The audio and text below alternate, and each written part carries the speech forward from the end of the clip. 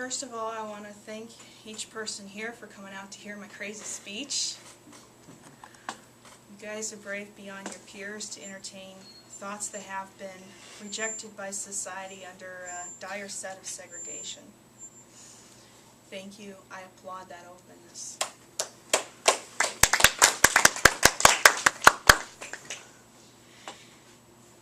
If I wasn't here for any particular hour, my alleged biological differences disparaged, it is advisable to stay at home or with friends, not turning on the TV, not listening to the radio, and not attempting to read most papers.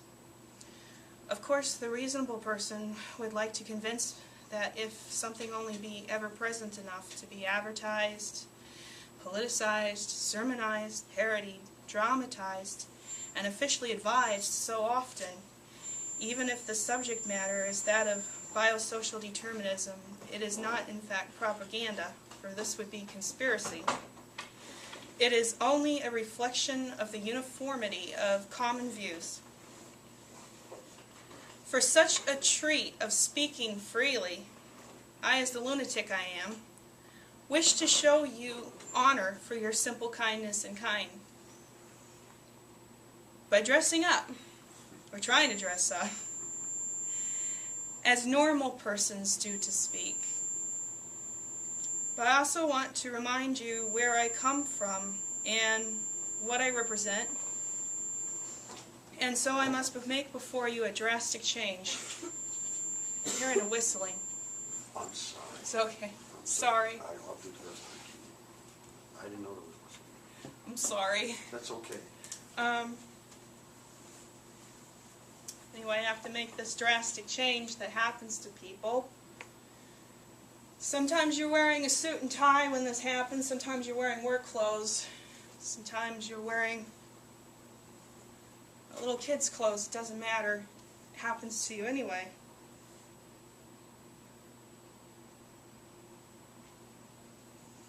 Usually you have to get strips first, but I'm not going to do that.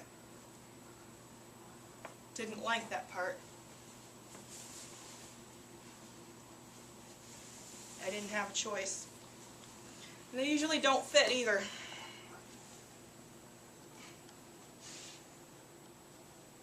I should be wearing these. Hospital regulation. Alright. How is it that a person's rights have come to be determined in a rationally dominated society?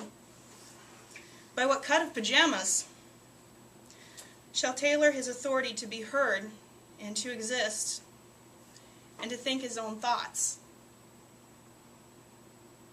I would like to dedicate this day in the memory of Johanna Justin Jenich, a friend of Mad and Sane Friends who was shot to death on campus a few years ago for being Jewish and for scorning a bigoted stalker's sexual intentions. I would have to recuse myself were I supposed to serve as Stephen Morgan's judge. I know too many of both Mad and Sane who attest to his guilt as witnesses to be able to consider his case in particular with an open mind. But someone should consider that the court should never excuse a hate crime by physical difference. To do so upon the charge was to commit a second hate crime to both Johanna's people and mine. The effect of profiling our people, who comprised both Jews and Gentiles, was immediately felt. No one could have done better at demonstrating hate than whoever is the headliner for the Middletown Press.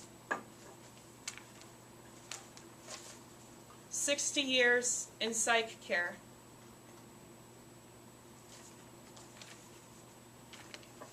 Whoever titled this, for I don't know or care to know who the insensitive soul was, the article's body, regardless, is written by reporter Lauren Sivert, of whose quotes I must quote.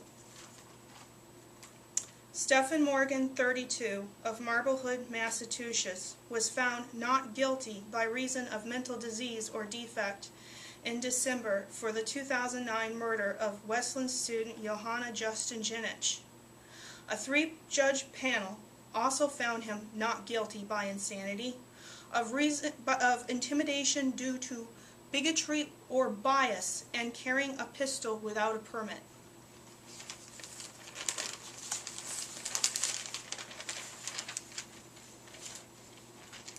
Brown had said the one thing he remembers, this is later, Brown had said the one thing he remembers from going with the Morgan family to visit him at Whiting was Morgan being told, "You are no longer a prisoner. You are now a patient." Brown said there was no chance at this point that Morgan would be sent to the Department of Corrections, as he was acquitted of the charges due to a mental illness.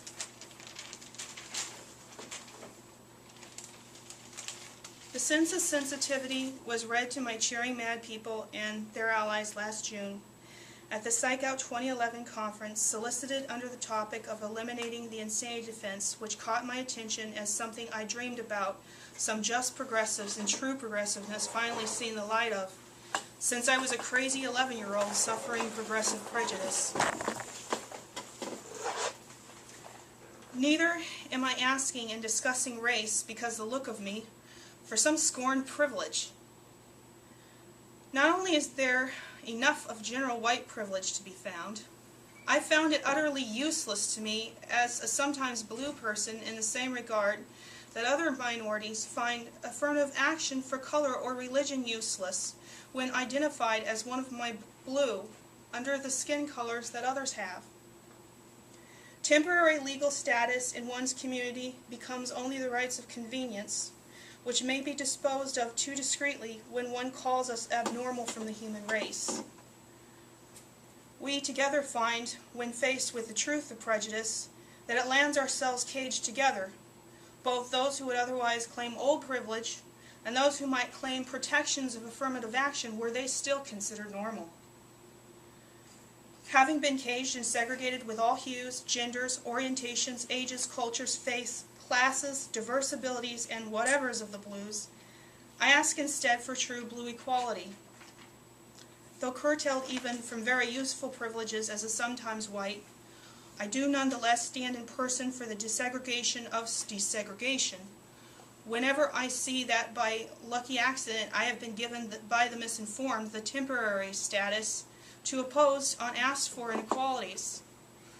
But even were I the worst possible person, I could not define a people singly. This is prejudice. I'd rather one hate my guts than my people. I am blue underneath this skin color, and the blood underneath is the same color as those who are blue underneath other colors. We can't be so worshipful of mere appearances in a multi-spectrum mad culture that disdains giving social appearance and undue control over our common bonds. We accept as role to challenge the conceptions of a normal human being.